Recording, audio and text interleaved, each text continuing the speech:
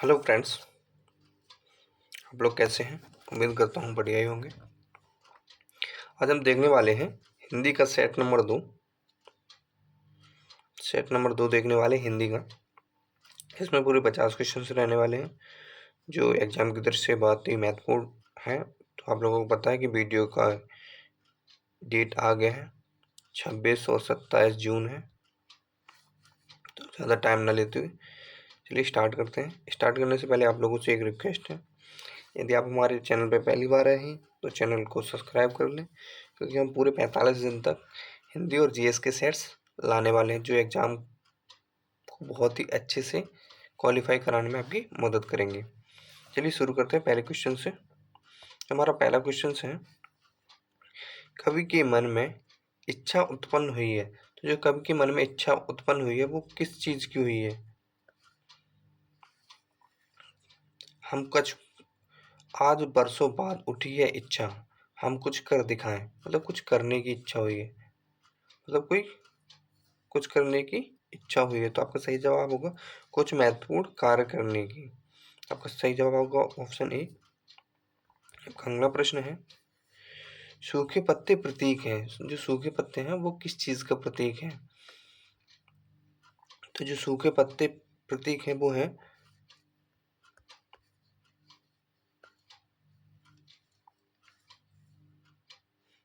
आज बरसों बाद सूखे पत्तों पर बसंत ऋतु आई है, मतलब उदासी छाई है। तो जो आपका क्वेश्चन नंबर 2 का जवाब होगा मन के शून्यपन का। आपका अगला प्रश्न है, किन कलियों पर बहार का आगमन हुआ है? तो आपका सही जवाब होगा विचारों की कलियों पर। किस पर? विचारों की कलियों पर। अगला प्रश्न है, गहनता की फसल से कवि का क्या आशय है? जो गहनता की फसल है उससे कवि का क्या आशय है? तो कवि का आशय है विचारों की परिकल्पना से। किससे? विचारों की परिकल्पना से। आपका अगला प्रश्न है, खड़ी बोली में सर्वप्रथम लोक कवि कौन माने जाते हैं? तो खड़ी बोली है, इसके सर्वप्रथम लोक कवि कौन माने जाते हैं? तो आपका सही जवाब होगा मैथिली शरण गुप्त। आपका अगला प्रश्न है, किस रस को रसराज कहा जाता है? तो जो श्रृंगार रस है उसे हम रसराज के नाम से भी जानते हैं। आपका अगला प्रश्न है,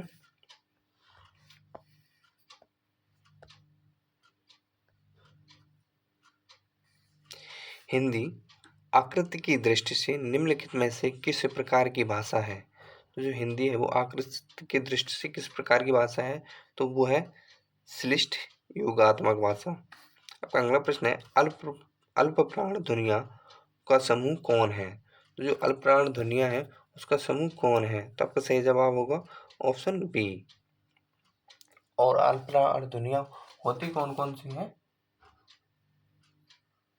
जो मतलब स्पर्शी व्यंजन होते हैं उनका 1, 3 और 5, प्रत्येक वर्ग का 1, 3, 5 वाला अक्षर अल्पप्राण होता है।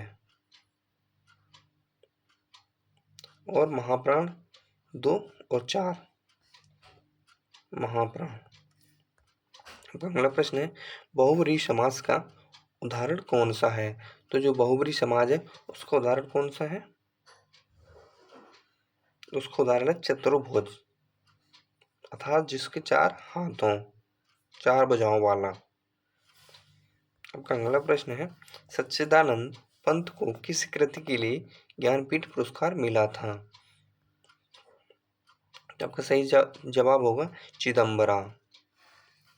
इनको कब मिला था ज्ञानपीठ पुरस्कार? तो इनको मिला था, चिदम्बरा को मिला था 1961 ईस्वी में। कब मिला था? 1961 ईस्वी में। आपका अगला प्रश्न है,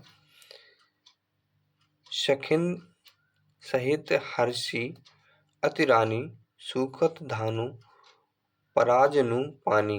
तो इसी जो ये पंक्ति है इसमें कौन सा अलंकार है? तो आपका सही जवाब होगा उत्प्रेक्षा अलंकार। कौन सा? उत्प्रेक्षा अलंकार।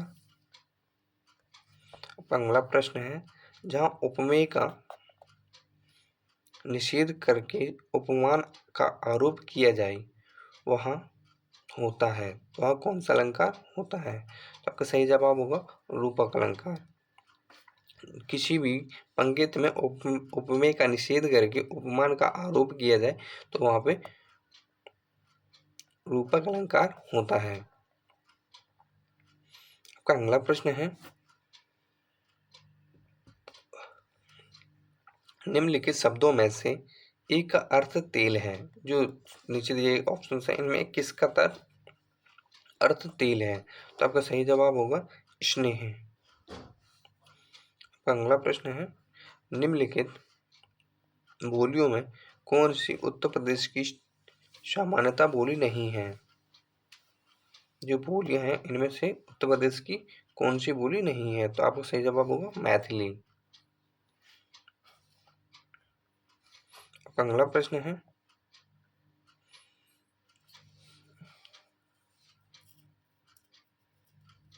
इनमें से कौन सा वाक्य गलत है?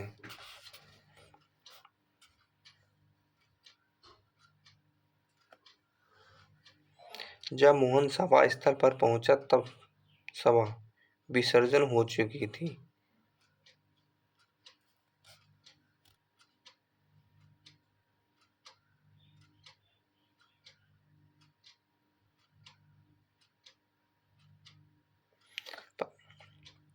विसर्जन होता है किसी चीज को बहाना, लेकिन यदि यहाँ पे सभा की बात हुई है तो यहाँ पे होगी विसर्जित। क्या होगा? विसर्जित। तो आपका सही जवाब होगा ऑप्शन सी।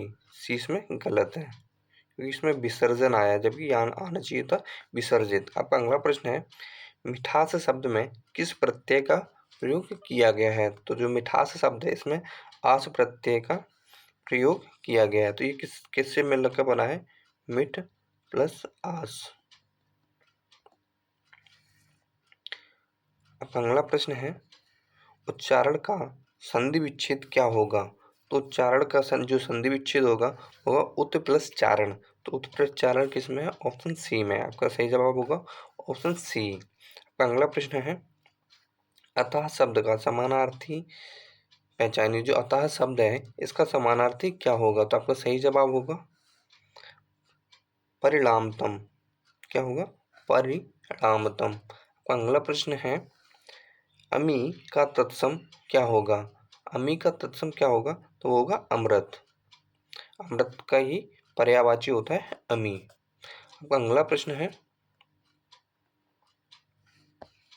तद्भव शब्द है जो इनमें से कौन सा शब्द तद्भव है? तो आपका सही जवाब होगा कांच।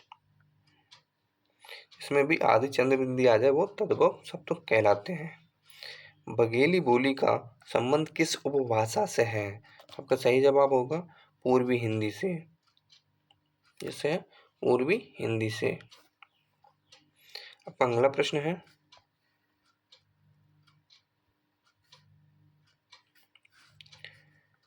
धोखे भरे आधुनिक समाज में डैश की प्रवृत्ति दिन प्रतिदिन बढ़ती जा रही है। तो आपका सही जवाब होगा प्रवचन की। किसकी? प्रवचन की। अगला प्रश्न है, विकास के लिए आर्थिक आवश्यक होती है। तो आपका सही जवाब होगा आत्मनिर्भरता। क्या आवश्यक होता है? आत्मनिर्भरता। आपका अगला प्रश्न है, इनमें से किस छंद में प्रथम व अंतिम शब्द समान होता है? तो आपका सही जवाब होगा कुंडलिया। अगला प्रश्न है, बुढ़ापा एक प्रकार का अभिशाप है, रेखांकित शब्द की संज्ञा क्या होगी?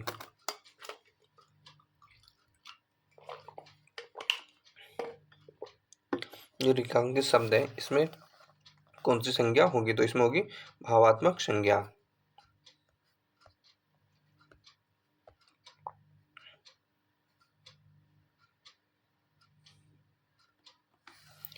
अगला प्रश्न है,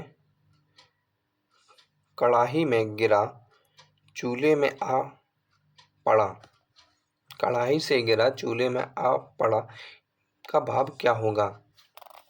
तो आपका सही जवाब होगा एक विपत्ति छूटकर दूसरी में आ पड़ना। आपका अगला प्रश्न है, प्रतिदिनम शब्द का समास विग्रह क्या होगा?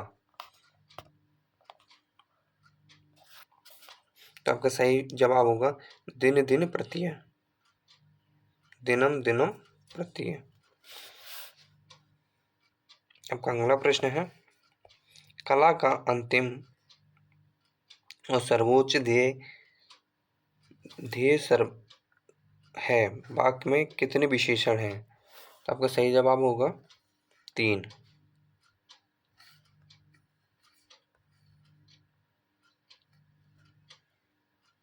कौन कौन से हैं? एक अंतिम है, एक सर्वोच्च है और एक ध्येय है। आपका अगला प्रश्न है,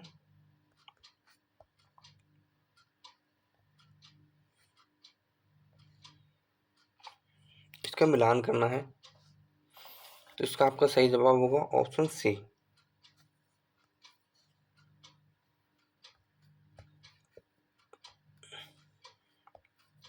आपका अगला प्रश्न है, निज भाषा उन्नति आहे, सब उन्नति के मूल,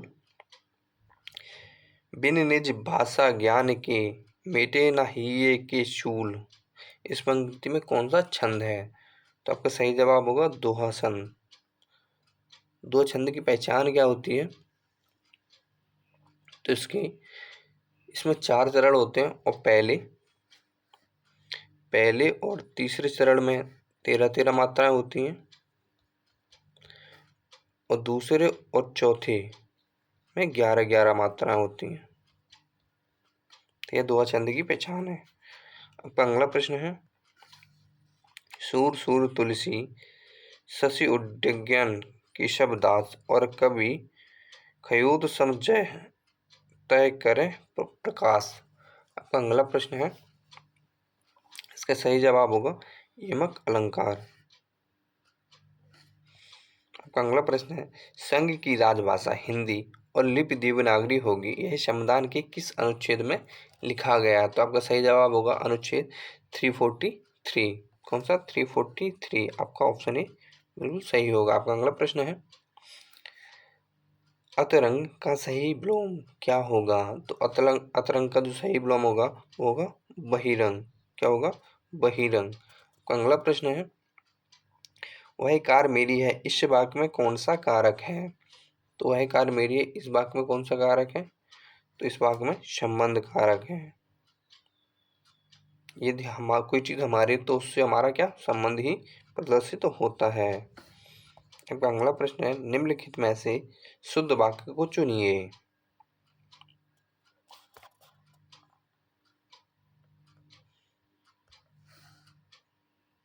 इनमें से कौन सा वाक्य शुद्ध है? राम रोटी खाया है, राम ने रोटी खाया है, राम ने रोटी खाई है, या राम रोटी खा लिया है। तो आपका सही जवाब होगा ऑप्शन सी, क्योंकि इसका ही उच्चारण सही हो रहा है, राम ने रोटी खाई है। आपका अगला प्रश्न है, निम्नलिखित में से पुल्लिंग शब्द नहीं है, जो नीचे दिए गए शब्द हैं इनमें से कौन सा शब्द पुल्लिंग नहीं है?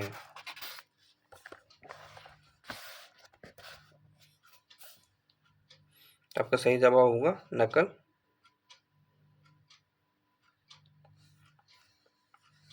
जैसे उच्चारण, जब भी हम किसी शब्द को स्त्रीलिंग या पुल्लिंग पहचानते हो कैसे? नकल की, तो इसमें क्रिया कैसी आ रही है? स्त्रीलिंग। तो इससे हमें पता चलता है कि यह स्त्रीलिंग शब्द है। बचपन गया, क्रिया पुल्लिंग। मोती उठाया, क्रिया पुल्लिंग। रत्न गिरा, क्रिया पुल्लिंग। आपका अगला प्रश्न है, जिस पर अनुग्रह किया जाए, जिस पर अनुग्रह किया गया हो के लिए प्रयुक्त शब्द चुनिएगा। तो आपका सही जवाब होगा अनुग्रहित। क्या? अनुग्रहित। आपका अगला प्रश्न, निम्नलिखित वाक्यों में से किस में बहुवचन का प्रयोग हुआ है? आपका सही जवाब होगा लड़के लड़के से कहते हैं, लड़के लड़के से कहते हैं। आपका अगला प्रश्न है, प्रत्यक्ष में संधि है, जो प्रत्यक्ष है उसमें क्या संधि है? तो आपका सही जवाब होगा एड़ संधि। एड़ संधि की क्या पहचान होती है? एड़ संधि की जो शॉर्ट ट्रिक होती है, या और बा से पहले ही कोई आधा व्यंजन आए तो वहां पर एड़ संधि होगी।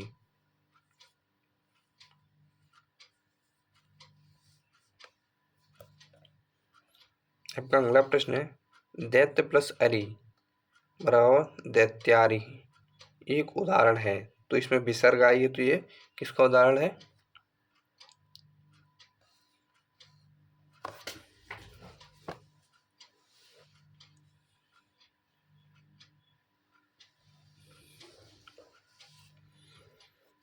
किसका उदाहरण है? दैत्यारि। ये स्वर संधि का उदाहरण है। आपका अगला प्रश्न है,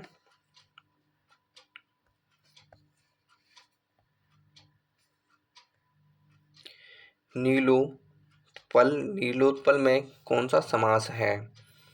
तो आपका सही जवाब होगा कर्मधारय समास।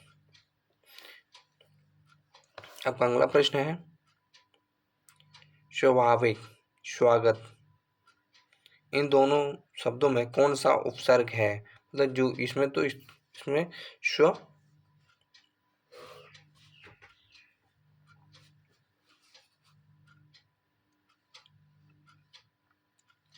जो स्वाभाविक है इसमें स्व उपसर्ग है और स्वागत में सु उपसर्ग है। तो आपका सही जवाब होगा ऑप्शन सी। आपका अगला प्रश्न है, निम्नलिखित में से एक शब्द की वर्तनी अशुद्ध है, मतलब कौन सा शब्द अशुद्ध लिखा गया है? तो वो लिखा गया है आपका कवित्री। क्या लिखा गया? कवित्री। कवित्री ऐसे लिखा जाता है, ना कि ऐसे। आपका सही जवाब होगा ऑप्शन सी। आपका अगला प्रश्न है, महाश्वेता किसका पर्यायवाची है? जो महाश्वेता है वो किस शब्द का पर्यायवाची है? तो वो है सरस्वती का। किसका? सरस्वती का। आपका अगला प्रश्न है,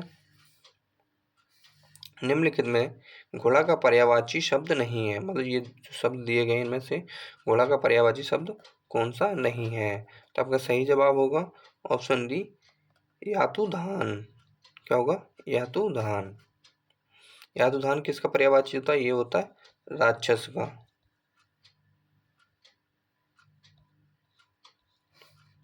बाद बाकी की ये तीनों घोड़ा के पर्यायवाची हैं। आचार का विलोम क्या होगा?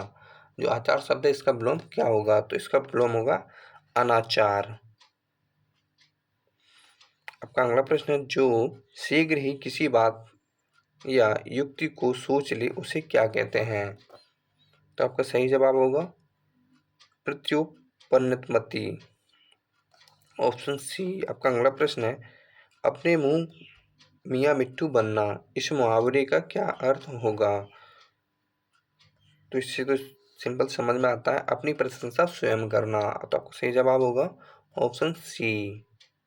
आपका अगला प्रश्न है, निस दिन बरसत नैन हमारे, इस पंक्ति में किस रस का वर्णन किया गया है? तो इसमें निस दिन बरसत नैन हमारे, तो मतलब नैन बरस रहे मतलब नैनों से आंसू आ रहे, तो इसमें वियोग श्रृंगार होगा। तो आपको सही जवाब होगा श्रृंगार रस, क्योंकि वियोग श्रृंगार भी श्रृंगार का एक भाग है। इस वीडियो में इतना ही, मिलते हैं अगले टेस्ट के साथ। तब तक के लिए जय हिंद। यदि वीडियो आप लोगों को पसंद आई हो तो वीडियो को लाइक कर लें, साथ साथ चैनल को सब्सक्राइब करना कतई ना भूलें, क्योंकि पूरे 45 सेट्स आने वाले हैं इस चैनल पे। मिलते हैं अगले सेट के साथ, तब तक के लिए जय हिंद। यदि आप लोग रीजनिंग का भी सेट प्रैक्टिस सेट चाहते हैं या प्रीवियस चाहते हैं तो आप लोग कमेंट कर सकते हैं, हम पूरे प्रीवियस ईयर के क्वेश्चन ला सकते हैं आप लोगों के लिए।